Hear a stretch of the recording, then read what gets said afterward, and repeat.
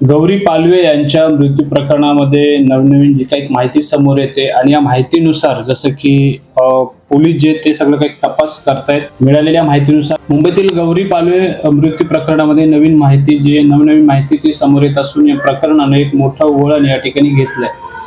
गौरीचा मृत्यू झाल्याची जी काही माहिती आहे ती अनंतपर्यंत पोहोचतात. जसं की त्याने मानसिक धक्क्याच्या अवस्थेमध्ये स्वतःचं जे काही डोकं आहे ते भिंतीवर आपटण्याचा या ठिकाणी प्रयत्न केल्याचे जे सीसीटीव्ही फुटेज या ठिकाणी पोलिसांच्या हाती लागले. यामुळं त्यांच्या डोक्याला जखमा झाल्याची जी काही पुष्टी या ठिकाणी अधिकृतपणे झाली आहे. त्याचबरोबर अनंत यांनी जसं की खिडकीतून घरामध्ये प्रवेश केला होता अशी माहिती तपासामध्ये पुढे आली.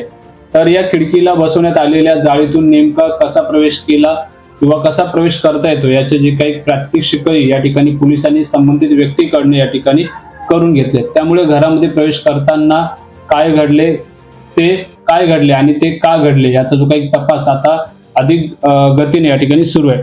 तर गौरी पालवे यांनी गळफास घेऊन आत्महत्या केल्याचे जे काही प्राथमिक स्वरूपामध्ये समोर आलं असलं तरी या घटनेमागील कारणांची जी काही मालिका आहे ती अधिकच धक्कादायक असल्याचा तपासामध्ये या ठिकाणी स्पष्ट होत आहे.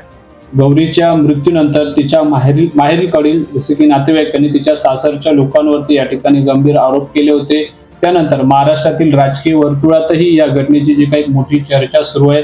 कारण अनंत गर्जे हे भाजप नेत्या व मंत्री पंकजा मुंडे यांचे ते पीए म्हणून कार्यरत होते. त्यामुळं या प्रकरणाकडे राजकीय परिणामाच्या दृष्टिकोनातही या ठिकाणी पाहिलं जात आहे. गौरी आणि अनंत यांच्या वैवाहिक आयुष्यातील वाद, भावनिक तणाव आणि परस्परांमधील जे काही मतभेदांचा जो काही या मृत्यूशी संबंध आहे का हे सुद्धा तपासणं आता पोलिसांसाठी एक मोठं आव्हान ठरलंय किंवा आव्हान बनलंय. तर तपासादरम्यान अनंत गर्जे यांच्या शरीरावर एकूण 28 ताज्या जखमा असल्याचं डॉक्टरांनी सांगितलं. या जखमा ज्या आहेत त्या अचानक पडल्यानं किंवा एखाद्या अपघातातून नव्हे तर झटापटीमध्ये झाल्याचे जे काही संकेत तपासामध्ये या ठिकाणी समोर आलेत.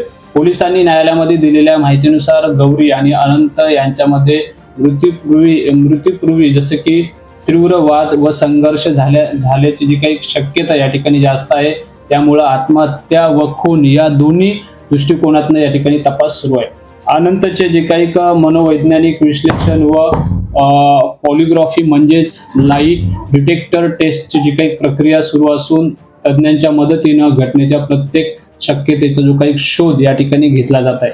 याशिवाय आवश्यक वाटल्यास अनंतची जी काही पोलीस कोठडी या ठिकाणी कायम ठेवण्याची जी काही मागणी पोलिसांकडून या ठिकाणी न्यायालयामध्ये करण्यात आलेली आहे. तर एकंदरीत या सगळ्या प्रकरणामध्ये एक महत्वाची गोष्ट म्हणजे अनंत गर्जेच्या जुन्या प्रेयसीचा जो काही उल्लेख FIR मध्ये करण्यात आलेला होता. त्यामुळं वरळी पोलिसांनी तिचा जो काही जबाब या ठिकाणी नोंदवला आहे. चौकशीत जसं की तिने अनंत सोबत 2022 नंतर कोणताही संबंध नसल्याचं सांगितलं. तसेच गौरीच्या घरी मिळालेल्या काही कागदपत्रांबद्दलही तिने कोणतीच जी काही माहिती नसल्याचा दावा तिने या ठिकाणी केलाय. पोलिसांनी सर्व जे काही डिजिटल पुरावे त्यामध्ये mobile data, voice recording, chart तसेच घरातील सीसीटीव्ही फुटेज जप्त केले असून प्रत्येक गोष्ट जी आहे ती काटेकोरपणे या ठिकाणी तपासली जात आहे.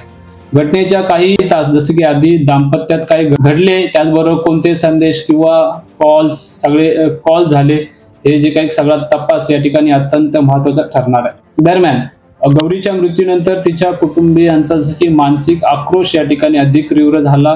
ते स्पष्टपणे म्हणाले की गौरीने आत्महत्या केली नाही तर तिला प्रवृत्त या ठिकाणी केलं गेलं या सगळ्या गोष्टी करायला. त्यामुळं न्यायालयीन कार्यवाही योग्य दिशेने होईल अशी त्यांची अपेक्षा आहे.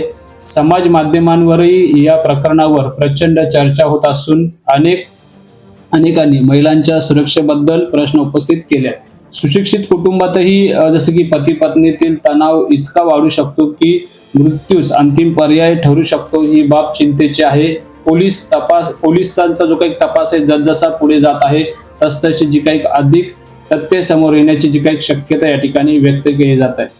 न्यायालयीन प्रक्रिया आणि त्याचबरोबर पुढील जो काही तपास आहे हा कोणत्या निष्कर्षापर्यंत पोहोचतो याकडे संपूर्ण राज्याचं लक्ष लागले. तर एकंदरीत मित्रांनो या प्रकरणाबद्दल तुमचं काय मत आहे हे कमेंट बॉक्समध्ये नक्की सांगा आणि चॅनलवर जर तुम्ही नवीन असाल तर चॅनलला सबस्क्राईब करा. तर पुन्हा भेटू अशा एका नवीन व्हिडिओ सोबत. नमस्ते. जय महाराष्ट्र.